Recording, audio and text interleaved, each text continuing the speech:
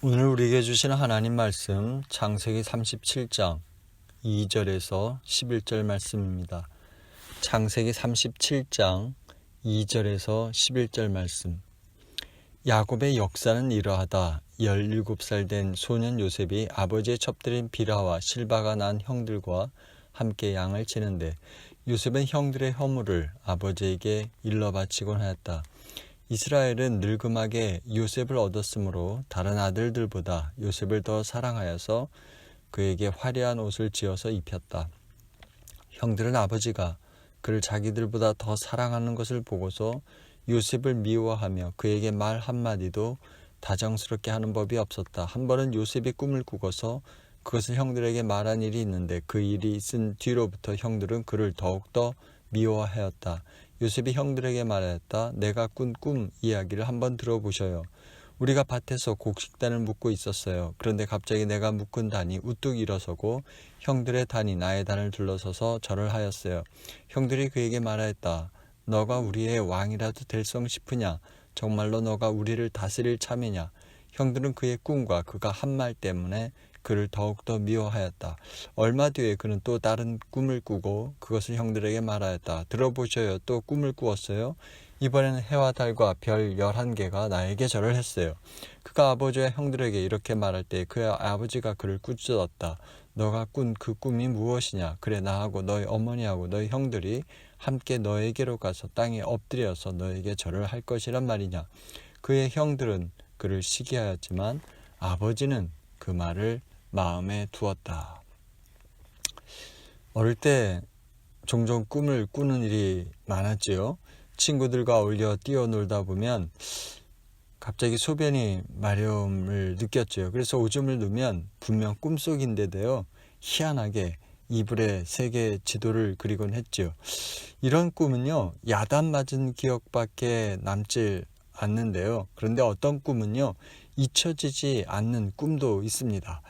요셉이 꾸었던 꿈도 그런 것이죠. 곡식단과 해와 달과 별 11별이 자기에게 엎드려 절한 꿈을 꾸었는데 형들과 부모가 우러러볼 정도로 위대한 지도자가 되는 이 꿈은요. 실제로 13년 후에 이루어집니다. 하지만 그 13년 동안 요셉의 삶은요. 파란만장했지요. 형들 때문에 노예로 이집트로 팔려갔고요. 거기서 누명을 쓰고 감옥살이를 해야 했지요. 그러다가 이집트의 총리가 된 것이죠. 우리 대부분은요. 요셉이 꾸었던 꿈처럼 하나님의 특별한 은혜가 담긴 꿈을 꾸지는 못하지요.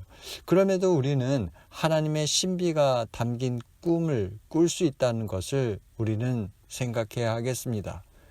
여러분, 우리가 언제 이럴 수 있겠습니까?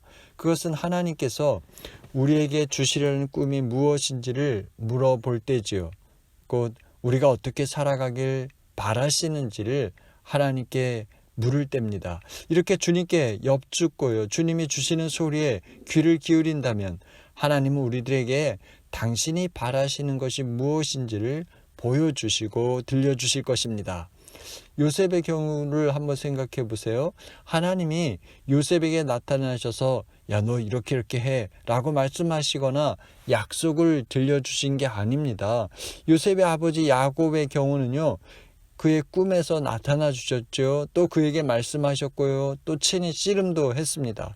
하지만 요셉은 그렇지 않지요. 요셉이 꿈을 통해 2번이나 하나님의 특별한 신비를 느끼긴 했습니다. 하지만 그것은 꿈속에서 그런 것이지 하나님께서 친히 그에게 나타나신 것은 아니잖아요. 아버지 야곱은 어려울 때마다 하나님께서 나타나심을 경험했잖아요. 하지만 요셉은 그렇지 못했죠. 이집트에서 노예로 지낼 때에도 하나님은 안 나타나셨어요. 그가 누명을 쓰고 감옥살이를 할 때에도 하나님은 침묵하십니다. 요셉은 정말 힘든 시간을 보내야 했습니다만 하나님은 그의 꿈에 찾아오질 않았죠. 친히 그에게 나타나서 말씀하지도 않았습니다. 그런데 말이죠. 신기한 게 있어요.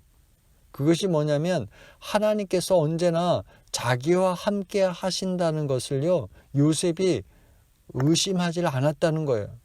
저는 요셉이 믿음의 사람이라는 것을 보여주는 결정적인 증거가 이거라고 생각합니다.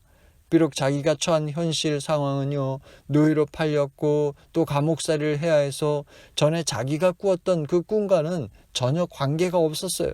하지만 요셉은 예전에 꾸었던 그 신비로운 꿈을 마음에 품고서요, 결코 놓질 않았다는 거예요. 비록 꿈이 이루어질 기미는 전혀 보이지 않았고요, 그의 인생은 자기 의도랑 상관없이 자꾸 꼬여만 갔지만요, 하지만 요셉은 그 꿈을 붙들었고 하나님을 기대했습니다. 노예로 지낼 때든지 또 감옥살이를 가서 할 때든지 그는 날마다 자기에게 주어진 그 일들을 감당하면서요, 그 꿈을 이루실 하나님을 믿고 살았던 것이죠. 오늘 저와 여러분은 어떻습니까? 지금 우리에게 다가온 어려운 현실 때문에요, 하나님께서 나와 함께 하신다는 그 사실을 믿지 못하고 있지는 않은지요. 사실 우리에게 다가온 괴로운 상황들은요, 우리를 힘들게 하죠. 하지만 요셉이 보여준 것처럼요, 그런 상황에서도 하나님께서 늘 나와 함께 하신다는 것을 믿는다면 우리 역시 그런 어려운 현실 때문에 낙심하지 않게 될 것이고요, 하나님의 인도하심을 경험하며 살게 될 것입니다. 이 시간 축복합니다. 지금 코비드-19로 우리가 여러 가지 어려움을 겪고 있고요, 또 앞으로 이게 어찌 전개될지 모르겠어요. 또 우리 미래가 어떻게 될지 모릅니다만, 그러나 어떤 역경과 시련 가운데서도 하나님께서 우리를 돌보아 주신다는 사실을 믿고 살아가는 저와 여러분이 되시길 주님 이름으로 축복합니다. 이 대목에서요, 우리는 요셉이 형들의 미움을 받아서 그렇게 노예로 팔린 이유가 무엇 때문인지를 한번 생각해 봐야 하겠습니다. 무슨 일 때문에 형들이 요셉을 미워한 것일까요? 2절 이하는 이렇게 말하죠. 야곱의 역사는 이러하다. 17살 된 소년 요셉이 아버지의 첩들인 비라와 실바가 낳은 형들과 함께 양을 치는데 요셉은 형들의 허물을 아버지에게 일러 바치곤 하였다. 이스라엘은 늙음하게 요셉을 얻었으므로 다른 아들들보다 요셉을 더 사랑하여서 그에게 화려한 옷을 지어서 입혔다. 여기 보면 이유가 두 가지 있죠. 하나는 요셉이 형들의 혐오를 아버지에게 일러 바친 것이고, 둘째는 야곱이 아들 요셉을 편애해서 요셉에게만 화려한 옷을 입혔기 때문이죠. 사실 자기들의 잘못을 아버지에게 일러 바치는 동생을 어느 형들이 좋아하겠어요. 게다가 아버지 야곱은 그런 요셉에게만 화려한 옷을 입혔죠. 요즘식으로 말하면 명품 옷을 사다 입힌 거예요. 그런데 야곱 입장에서는요, 이게 어쩌면 당연한 일인지도 몰라요. 왜냐하면 늙음하게 나이 들어서 낳은 아들이기도 하지만요, 자기가 사랑하던 여인 그 라헬을 닮은 아들이었기 때문이죠. 하지만 말이죠, 요셉이 아무리 죽은 아내 라헬과 닮았고 또 자기 말을 잘 따르고 성실히 순종한다 해서 편애한다고 한다면 어느 형제가 좋아하겠습니까? 게다가 그 형들이 어떤 형들이에요? 한 지붕 아래 자랐지만 어머니가 달랐잖아요. 그 어머니들마다 아버지 야곱의 사랑을 독차지하려고 서로 시기하고 질투하고 경쟁했죠. 그러니 그런 것을 보고 자란 형들이니 얼마나 아버지의 사랑을 배고파하며 자랐겠어요. 그런데 아버지 야곱은 자기들보다 그 동생 요셉을 더 사랑하고 좋은 옷을 입히니 얼마나 요셉이 미웠겠습니까? 요셉이 아무리 좋은 꿈을 꾸었어도요, 이걸 함께 기뻐할 수 없었고 미워하고 시기할 수밖에 없었던 것이죠. 이런 이유로 요셉은 형들에게 따돌림 당하고 미움받았던 것이죠. 아버지 야곱이 요셉이 들려준 꿈 이야기를 듣고는 하나님께서 요셉을 선택하고 어떤 위대한 미래를 약속했구나 이렇게 생각했겠지만요, 형들은 아니었다는 거예요. 괘씸히 여겼고 동생 요셉이 자기들을 제치고 더 높은 자리에 올라간다는 것을 인정할 수가 없었던 것이죠. 그래서 요셉을 구덩이에 던져 넣었는데요, 이런 일이 일어난 그 배경에는 아버지 야곱의 편애가 있었다는 거예요. 하나님께서는 악한 자녀나 착한 자녀나 골고루 비를 내려주시고 햇살을 주시듯이요. 우리들도 자녀들을 공평하게 대할 이유가 저는 여기 있다고 생각합니다. 자녀들을 누구와 비교하는 것은 알게 모르게 자녀들에게 열등감을 심어주어서요, 상처를 주게 되죠. 예를 들면 동생들로 형이나 누나처럼 되라고 요구하지 말아야 한다는 거예요. 서로 다르게 창조하신 하나님의 뜻을 생각하고 서로를 인정해주는 그런 지혜로운 부모가 되시길 주님 이름으로 축복합니다. 우리가 되게요, 억울한 일을 겪으면 어떻습니까? 저는 화가 나고 욕이 나오곤 하더라고요. 근데 이 억울한 일을 당한 요셉을 생각해 보세요. 하나님을 원망하거나 누구를 불평했다는 말이 이 성경에는요, 눈을 씻고 찾아봐도 없어요. 아니, 어떻게 이럴 수 있겠습니까? 그가 인공지능처럼 아무런 감정을 못 느끼는 그런 사람입니까? 그게 아니잖아요. 요셉은 우리와 같은 사람이라서요, 우리처럼 힘들고 어려우면 불평하고 분명 짜증내었을 거예요. 때로는 감정을 주체하지 못해 소리도 질렀을 거예요. 그런데도 요셉이 하나님께 대들거나 원망한 적이 없다는 것은요, 자기 감정을 꼭꼭 감추고 살았다기보다는 자기의 감정을 고스란히 주님께 아뢰며 살았기 때문일 겁니다. 창세기 39장 2절 이하에 보면요, 경호대장 보디발 집에 노예로 팔려갔던 요셉에게 하나님은 함께 하시지요. 여기서 보면 하나님이 요셉의 앞길을 잘 열리도록 돌보아 주셔서 그가 형통한 사람이 되게 해주셨는데요. 그 이유는 하나님이 요셉과 함께 했기 때문이잖아요. 이 말씀은요, 하나님의 돌보심을 받았던 그 요셉 입장에서는 그가 하나님을 잘 모셨다는 것을 말하는 것이잖아요. 그렇습니다. 우리 사람이요, 하나님을 멀리하면요, 하나님도 멀리하세요.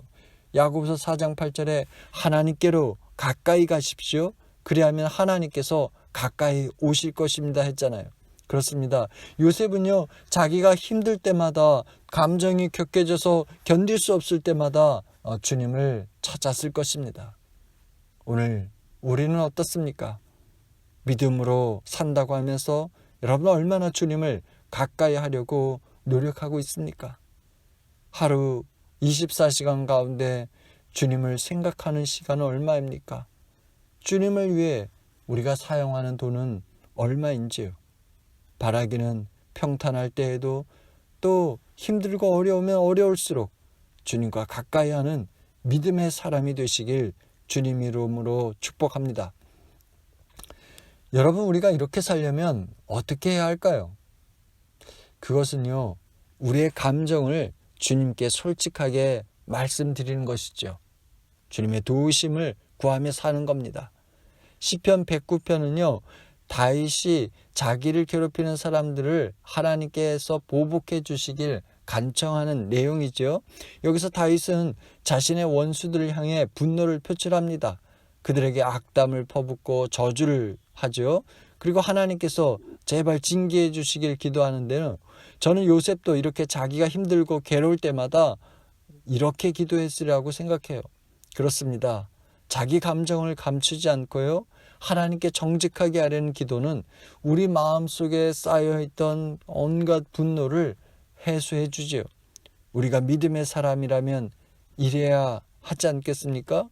무슨 일을 만나도 아닌 척하거나요, 또는 거룩한 척 지내는 것이 아니라 지금 겪고 있는 그 고통 때문에 내가 너무 괴롭고 힘들다고 하나님께 정직하게 말씀드리며 살아야 하겠습니다. 사랑하는 성도 여러분, 우리 모두 솔직해지십시다.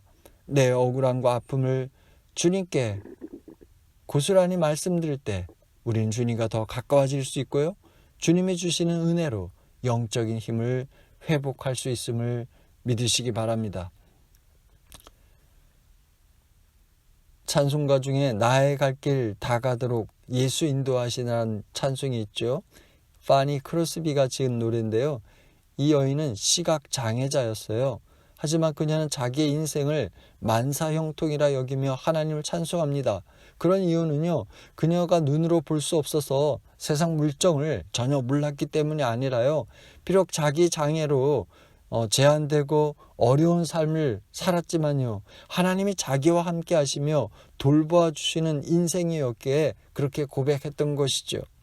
요셉이 노예로 팔려 그 경호대장 집에서 있었는데 성경은 그를 형통한 사람이라고 말하잖아요.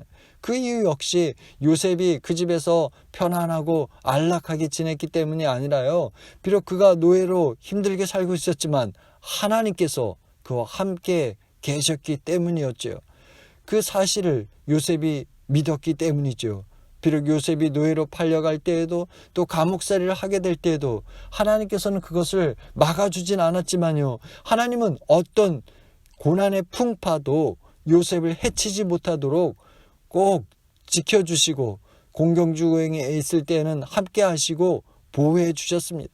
때로 요셉은 주님을 모시고 산 까닭에 괴로움을 당하고 큰 피해를 보았지만 하나님을 자기 삶에서 밀어내지는 않았습니다. 무슨 일을 하든 하나님의 눈길을 의식하며 살았고요, 어디서나 주님과 동행하는 사람으로 살려고 애를 썼습니다. 성경은요, 이런 요셉에게 하나님께서 주신 은혜가 무엇인지를 이렇게 말하잖아요. 하나님이 요셉과 함께 하셨다고요. 그렇습니다. 우리에게 다가오는 조건이나 상황과 상관없이요, 어떤 때에나 하나님께서 함께 하시는 은혜로 살아가는 것이 만사 형통이 아니겠습니까? 오늘 저와 여러분은 어떻습니까? 주님과 의식하며 주님을 의식하며 주님과 늘 동행하는 그런 만사 형통한 삶을 살아가고 있는지요? 우리가 그렇게 살아가려 몸부림칠 때마다 주님은 그런 우리를 보시고 도우실 것입니다. 우리가 그렇게 주님과 함께하는 사람으로 살아가는 모습을 우리 주변 사람들이 본다면요, 그것은 하나님을 알게 되는 기회가 될 것입니다. 그렇습니다. 우리가 만일 어떤 어려운 일 때문에 하나님을 잊어버리면요, 우리는 넘어질 수밖에 없어요. 그러니 우리 모두 의도적으로든 또 무의식적으로든 하나님을 인정하고 거룩하게 살아가려고 힘을 써야 하겠습니다. 그래서 어떤 상황에 처하든 어떤 형편에 있든지 때로 우리가 원하는 대로 되어가지 않을지라도요, 그래서 어떤 변화의 조짐이 보이지 않아 이게 정말 믿음으로 사는 게 맞는지 의문이 들지라도요, 그래도 믿음으로 거룩하게 살아가려고 힘을 써야 하겠습니다. 믿음의 사람 요셉은요, 자기 눈에 보이는 조건에 따라 신앙생활을 하지 않았고요, 보이지 않는 하나님을 믿고 주신 꿈을 따라 살았지요. 오늘 저와 여러분은 어떤 꿈을 꾸며 살아가고 있는지요? 하나님이 여러분에게 주신 꿈은 무엇인지요? 그리고 그 꿈을 이루기 위해 지금 어떻게 기도하고 있으며 그걸 이루고자 어떻게 살아가고 있는지요?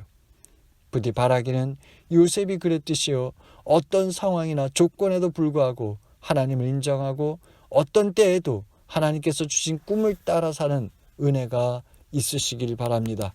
그래서 이 시대의 믿음의 사람으로 하나님이 바라시는 거룩한 삶을 살아가는 은혜가 있으시길 주님 이름으로 축복합니다. 기도합니다. 주님, 믿음의 사람 요셉을 생각했습니다. 하나님께서 주신 꿈을 붙들었고 그 꿈을 이루어 주실 하나님을 의지했지요. 노예로 팔려갈 때에도 억울한 누명 쓰고 감옥살이를 할 때에도 요셉은 하나님을 인정하고 하나님을 기대했고요, 매일매일 자기가 해야 할 일을 감당했습니다. 주님, 저희도 이런 삶을 살아가기를 원합니다. 이것이 믿음의 삶임을 고백합니다. 믿음의 사람으로 살아갈 꿈을 꾸게 하여 주옵소서. 거룩한 사람으로 살아갈 꿈을 꾸고 그 꿈을 따라 살아가는 저희 모두가 되게 은혜 내려 주옵소서. 주님, 코비드가 여전히 확산되고 있습니다. 또 한국에서는 집중호우로 어려움을 겪고 있습니다. 불쌍히 여기시고 친히 역사하여 주옵소서. 우리 주 예수 그리스도 이름으로 기도합니다. 지금 우리 주 예수 그리스도의 은혜와 하나님 아버지의 사랑하심과 성령의 인도하심이 오늘 요셉의 이야기를 우리 마음에 간직하고 요셉처럼 믿음의 사람으로 언제 어디서나 어떤 상황에서도 하나님을 의식하고 하나님을 인정하고 하나님을 기대하며 살아가겠노라 다짐한 성도들 머리 위에, 저희 가정과 자녀들 위에, 기업과 학업 위에 영원히 함께하길 간절히 축원합니다. 아멘.